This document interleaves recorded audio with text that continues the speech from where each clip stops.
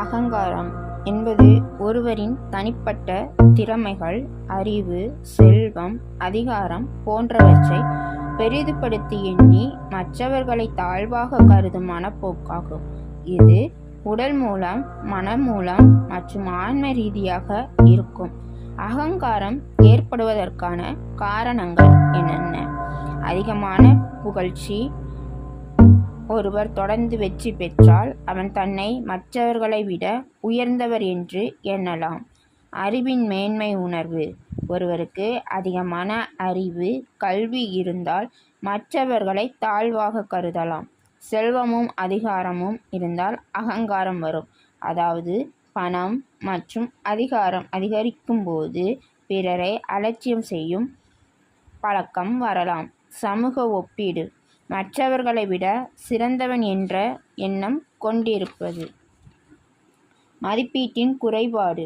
ஒருவர் தனக்குள் உள்ள குறைகளை உணராமல் தன்னை மிக உயர்வாக கருதுவது. இதுவே அகங்காரத்தின் அறிகுறியாகும். அகங்காரத்தோட விளைவுகள் என்னென்ன பார்க்கலாம். நம்ம அகங்காரமாக இருக்கும்போது நம்மளுடைய உறவுகளில் பிரச்சனைகள் வரும். நம்மளுடைய முடிவுகள் ஒழுங்காக இருக்காது. கரெக்டான முடிவு நம்ம எடுக்க மாட்டோம். வளர்ச்சியில் தடைகள் ஏற்படும். உண்மையான மகிழ்ச்சி நம்மக்கிட்ட இருக்காது. பிறரால் நம்மளால் ஒதுக்கப்படும் நிலை.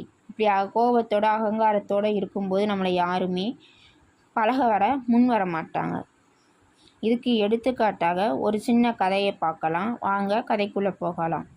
ஒரு காலத்தில் விருதநகரம் என்ற ஒரு அழகான நகரத்தில் விக்ரம் என்ற ஒரு செல்வந்த வணிகர் வாழ்ந்து வந்தார். அவன் மிகவும் திறமைசாலி, கடின உழைப்பாளி. மேலும் நகரத்தில் மிக பெரிய குறை அகங்காரம்தான்.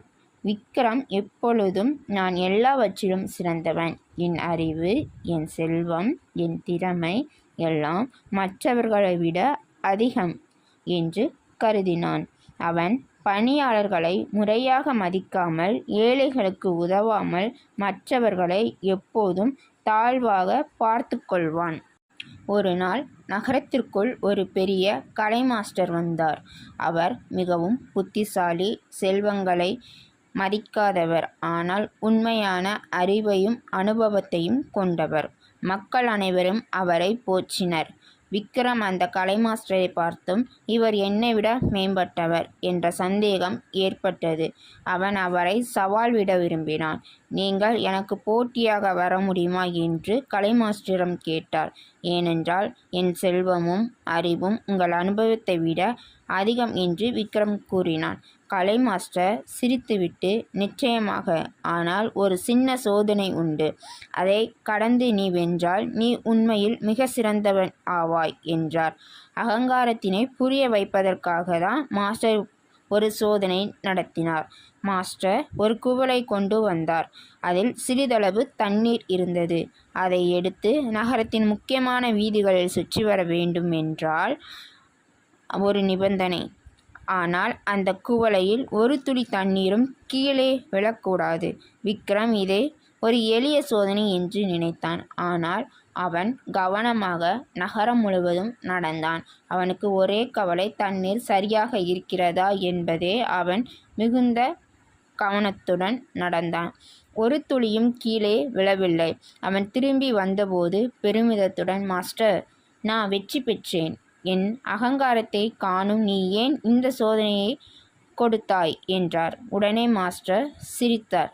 நீ நகரம் முழுவதும் நடந்தாய், ஆனால் ஒரே விஷயம் மட்டுமே கவனித்தாய், அதாவது தண்ணீர். அதுபோல நீ உன் வாழ்க்கையில் உன் செல்வத்தையும் புகழை மட்டுமே பார்த்து கொண்டிருக்கிறாய். ஆனால் சுற்றி உள்ள ஏழைகள், உன் வேலைக்காரர்கள், உன்னை நேசிக்க விரும்பும் மக்களை, இவர்களை நீ கவனிக்கவே இல்லை. உன் அகங்காரம் உன்னை சுற்றி நடப்பதை பார்க்காதபடி செய்துவிட்டது. விக்ரமுக்கு உண்மையான உணர்வு வந்தது. அவன் முதன்முறையாக அவனுடைய தவறுகளை உணர்ந்தான்.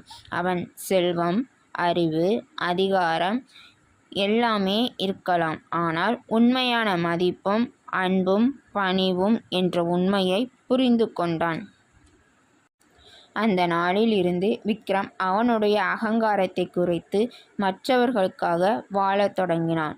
இந்த கதையிலிருந்து நாம் கற்றுக்கொண்டது, அகங்காரம் இல்லாமல் இருந்தால் மனிதன் மிக உயர்ந்த நிலையை அடைய முடியும் என்பதே இதன் கருத்தாகும். அகங்காரத்தை கட்டுப்படுத்துவதற்கான வழிகளை பார்க்கலாம். தாழ்மையாக இருக்க முயற்சி செய்ய வேண்டும். எந்த அளவுக்கு வளர்ச்சியடைந்தாலும் பிறரை நாம் மதிக்க கற்றுக்கொள்ள வேண்டும். தன்னம்பிக்கையை மற்றவர்களை ஒதுக்காமல் வளர்த்து கொள்ள வேண்டும். நம் வெற்றிகளை அனுபவிக்காமல் அது மற்றவர்களை தாழ்வாக கருதுவதாக இருக்கக்கூடாது. மற்றவர்களின் பார்வையை புரிந்து கொள்ள முயற்சிக்க வேண்டும். ஒவ்வொருவரும் தங்கள் வாழ்க்கையில் ஏதோ ஒரு வகையில் முக்கியமானவர்கள்.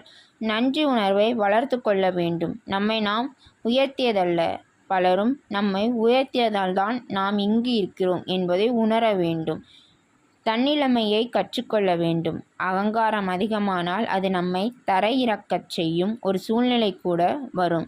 அதற்கு முன்பே நாம் தன்னலமையை உணர்வது நல்லது. அகங்காரம் ஒருவரை நேர்மறையாக தூண்டலாம், ஆனால் அது அளவுக்கு மீறினால் நம்மையும் நம்மை சுற்றியுள்ளவர்களையும் பாதிக்கக்கூடும். உண்மையான வளர்ச்சி தாழ்மையுடன் இணைந்திருந்ததால் மட்டுமே நாம் நிலையான வெற்றியை அடைய முடியும். நன்றி.